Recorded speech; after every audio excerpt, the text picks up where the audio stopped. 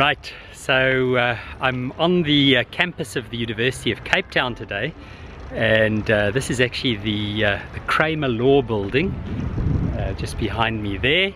I'm not sure what building that is, but there's the back of Table Mountain, the sort of side profile view, and it really is an absolutely stunning campus to be on. Now, the reason that I'm here is that this week I'm participating in the University of Cape Town Summer School, actually this time in the science section, and participating in a series of lectures entitled Living Between Science and Belief, the Modern Dilemma. And I was invited to do so by a senior colleague, Professor Charles Villavicencio.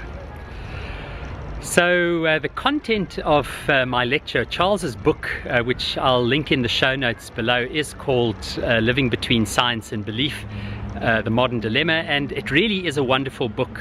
Charles is a very thoughtful and very capable theologian who's been reading a great deal in the field of the natural sciences. His particular interest is neuroscience, and that's one of the reasons why he reached out to me, because of course my first PhD was in theology and cognitive neuroscience, and so he wanted someone who could perhaps offer one or two insights into the ways in which people who hold belief, like I do, people of faith, how we make sense of the relationship that exists between science and belief, or science and theology, or science and religion. In fact, there are three of us speaking, myself offering a perspective from Christian theology, there's a colleague from the Hebrew faith, a Jewish theologian, and a colleague from the Muslim faith, an Islamic theologian. So the four of us, Charles, and the three of us respondents, are each offering our own perspectives. So in my lecture, which actually I'll put a link also in the show notes, a portion, a sort of summary of it was published on Counterpoint Navigating Knowledge, the Berlin academic website. It was published today. I think today is the 12th of January 2022. But the summary of my argument is quite simply this. The first thing that I want to argue in my lecture is to say that how we know what is true, so both what constitutes truth and also how we know what is true, what constitutes knowledge, is varied and often very contested. Certainly what we do know is that in both religion and in science there's been an iterative process. So both science and religion are iterative in the sense that they develop their arguments through ongoing discovery, and very often what happens is what we believed to be true at one particular time gets surpassed, it gets built upon, and we move beyond it. A little bit like Ken Wilber's notion of heterarchy. We don't necessarily always dispense with what we knew previously. You know, just like, for example, we had to discover the alphabet before we could develop words, write words, and once we had written words, we had to figure out grammar so that we could work out sentences, and once we had figured out sentences, well, then we developed narratives and stories and poetry. And the question is, which is more important? Is the poem more important than the alphabet? Well, of course, each of them in their own context has a particular value and meaning. You know, a poem couldn't be shared, it couldn't be given to someone unless there were letters of the alphabet that could be arranged in words and aesthetically put together so that we have the poem. So the poem needs the alphabet, but the alphabet without the poem is just a series of random letters. So we need the capacity to be able to order them. Now, I think this is something, this is a sort of a kind of a metaphor for the way in which science and religion could relate to one another. Each of them offers important knowledge that the other can't offer.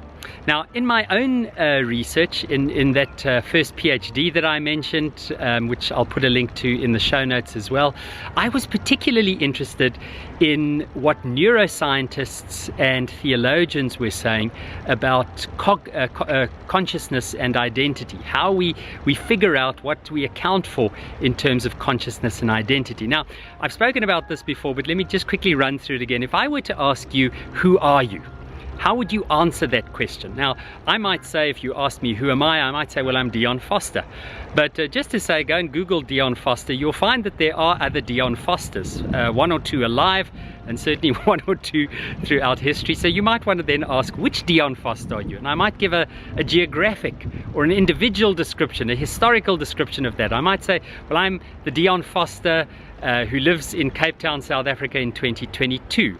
But now, what would I account for if there was another Dion Foster who lived in Cape Town in 2022? How would I account for my identity? What form of knowledge would I be able to use in order to validate the truth? What I might do is I might appeal to what people like Teilhard de Chardin call the more subtle forms of knowledge and reality. I might, for example, appeal to my memories. I'm the Dion Foster who remembers falling off his bicycle when I was 10, and you could speak to friends or to family to say, do you remember Dion falling off his bicycle when he was 10? I might appeal to things such as beliefs. I might say, well, I'm the Dion Foster who adheres to African Christian theological beliefs, and you could verify the veracity of that to see whether indeed I hold those beliefs. So the point of this is simply to say that there are different forms of knowledge. I love the way in which the American philosopher Jamie Smith puts it. He says that, you know, very often while scientists account for what is true, philosophers ask the question, how do we know what is true? Philosophers and theologians. And so we have to think about the fact that there are different forms of knowledge, and each of them is true. Some forms of knowledge, some truths, can be measured and they can be weighed.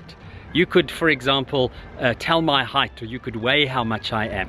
But there are other forms of truth, for example, the fact that I love my wife and children, the fact that I give my life to service. These are also truths, but they cannot necessarily be quantified, measured empirically in the same way. And it doesn't mean that they're any less true, they're just truth of a different kind.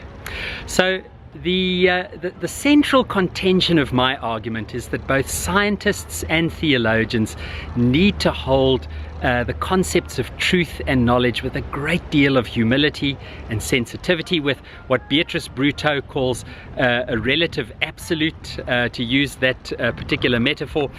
What Bruto meant by that, she used the image of someone standing on a beach looking at the horizon. Now, if you look at the horizon, that horizon is absolute. It is the end of what you can see. But if you were to get into a helicopter and fly towards that horizon, you'd suddenly find that the horizon shifts. It becomes relative in a sense. Now, all of these answers that I gave to the question, who am I, are true. They can be tested and verified, but they're not absolutely true. You know, just my height doesn't give you the absolute truth of who I am, or my memory doesn't tell you exactly who I am. So, as many of you know, I've used the work of Ken Wilber, the integral philosopher, and I have always contended that in order to know something about the truth of consciousness and identity, certainly, we need to know some of the individual interior of a person, their beliefs, their memories, the collective interior, so the social and cultural imagination, things like language and culture, values that are shared, historically passed down, the individual exterior, the fact that I inhabit a body and identify as a man lets me live in the world in certain ways. Girls and women inhabit the world in different ways. And then, of course, the collective exterior, which is, you know, the place in which I live, the technologies that I have access to. You know, living in Africa is very different from living in Europe or America. You can just tell by our great weather. So just to say, I hope that as scientists and as theologians, we can cultivate a sense of cooperation, collaboration, and humility for the knowledge that we hold. Well, I need to go and get ready for my lecture. I'd love to hear your thoughts. How have you made sense of either faith, if you're a person who has a scientific worldview, or of of science, if you're a person who holds particular faith convictions, particularly those where there may seem to be some form of conflict, some question about it. I'd love to hear your thoughts. Drop me a note in the comments below, or send me a message via Twitter at Digital Dion, or Instagram at Digital Dion, or on my Facebook page, Dion A. Foster on Facebook, or my website, dionfoster.com. So thanks for watching, and remember, it's not a lecture, just a thought.